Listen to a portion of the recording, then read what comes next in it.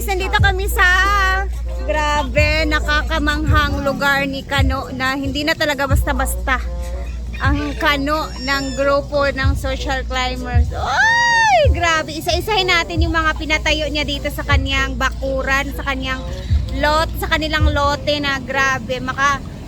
Masasabi mo talagang hindi basta-basta si Kano. Agay.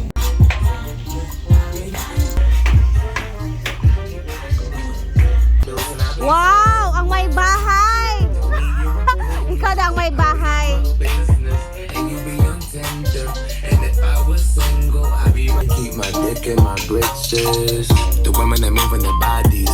Grabe mahangin dito. Tanghaling tapat alauna na guys. Pero hindi mo mapifeel yung init kahit nasa taas siya na area. Kang, ano masasabi mo sa ni Kano? Good luck sa opening ni Kano this coming February 1. Ang banda is Sweet Notes, taga-bye-bye. Then grand opening sa February 8, ang banda Aegis Band, taga-Gumagook. So, ulol! Memorize lagi ni mo. Yeah! Wala ba yun? Asawa ko daw. Aysa. May nagbabalikan dito. Hala ka! Murag lang. Aysa. Oh, hala!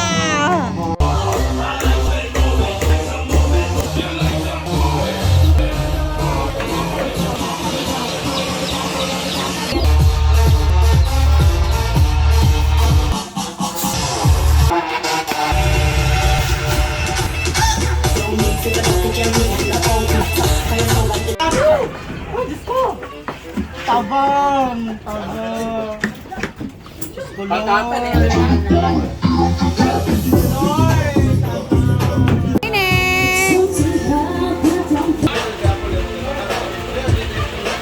Luto na!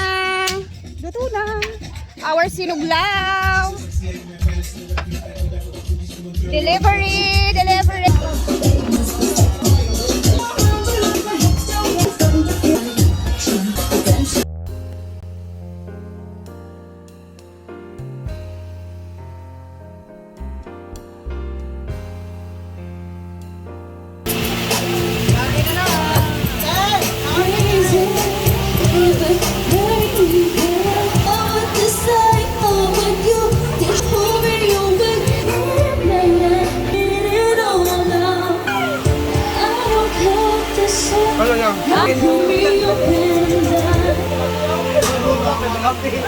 Amo dire.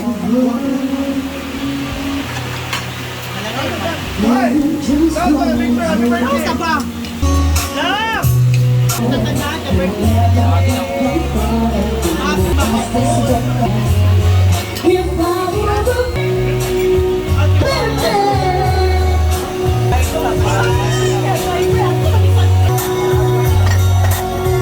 Guys, hindi pa luto.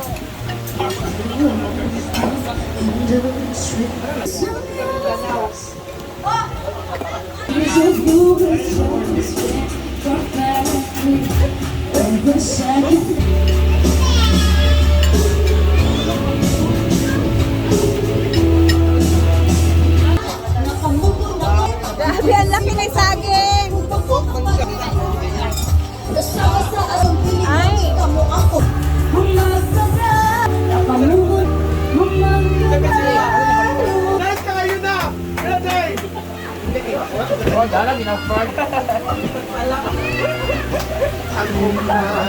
Pating. Jig. Oh, naubog na. Oh, nana say mo kaliring ani karon. O diba? Oh, parang may-ari ng mga bahay.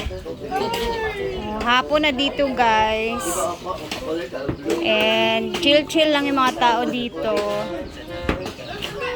Walang magawa, nakikidistorbo sa mga tao and busy sila Kano. Halina, Jeg! Dugay kayo ka, Jeg. Dugay, Sa mani nga. Lakad, J-Boy! Dahil karon, di ba Diba, rain or shine yung trabaho nila dito naman. Grabe, rain or shine talaga, oh.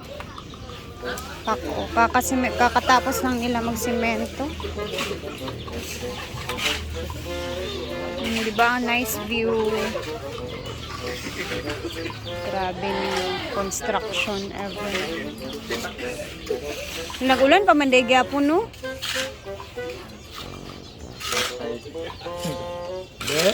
Mga kuha na rin mo dong, mga relatives na nimo. Sada. Ang dami kasi nila dito, guys, mga nasa isang compound lang sila. So tulong-tulong sila sa mga ano nila, gawain sa construction. Ayan, actually itong nagpapagawa nito is tita ni Kano.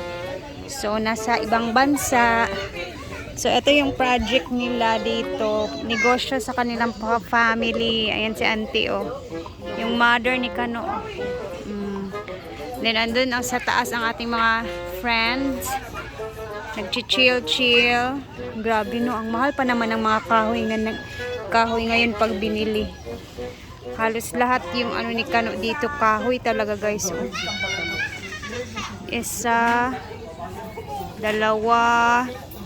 Tapos etong mga bakuran dito na kawayan, wala pa to before. So mga bago na yan siya.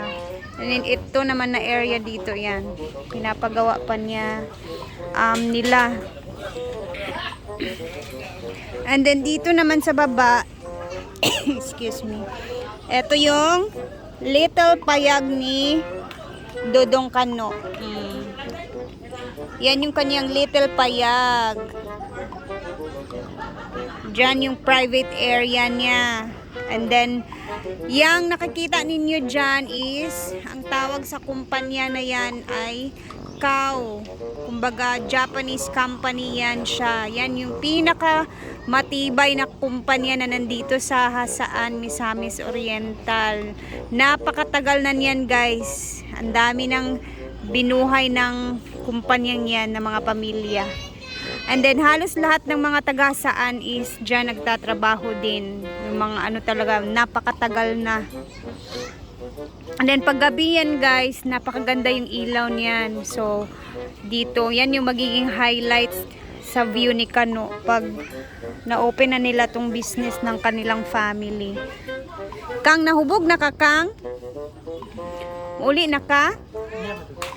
Ay, pagpalabi, baka basig na mo kaliring na sad ka. Actually, guys, dito si Bakang nahulog last time nung... Sa may pula na ko. Oh, dyan mismo, oh, yung may parang pula dyan. Dyan siya nagkaliring.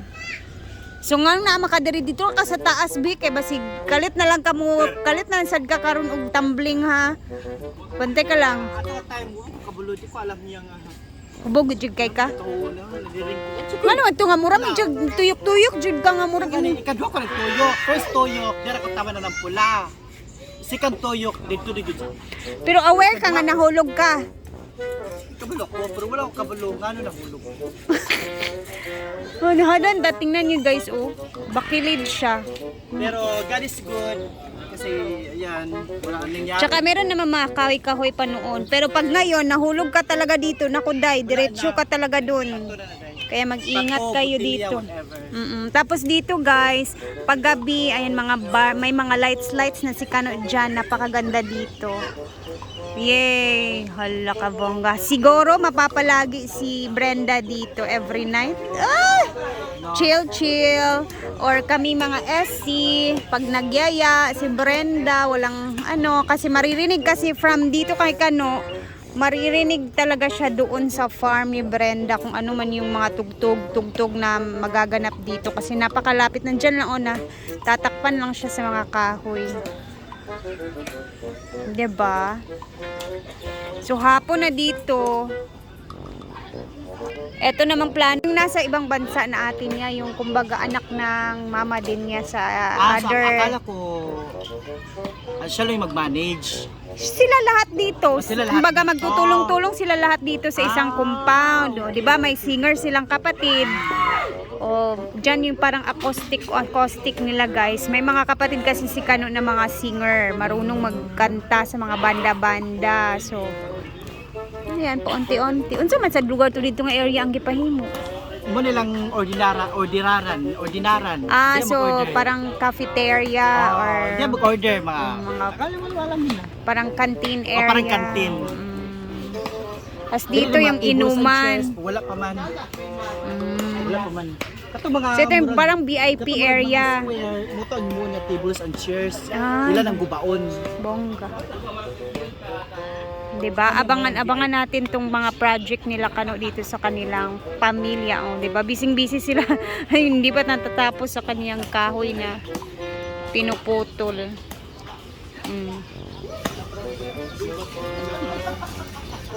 Tsada ni inani nga family no kanang mag-usa sila ba? Correct. Nindot kinana nga pamilya dito niya.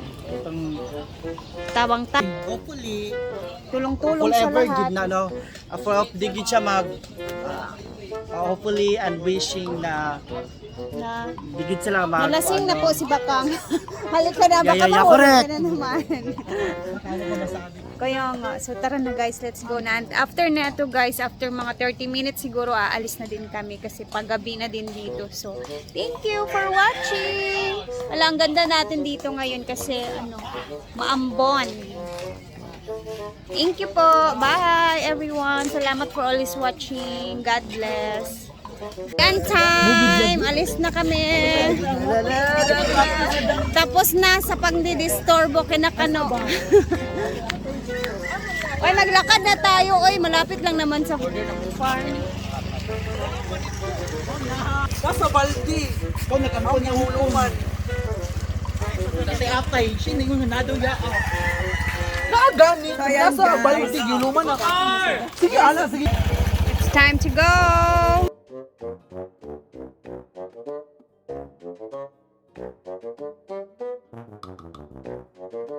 Thank you.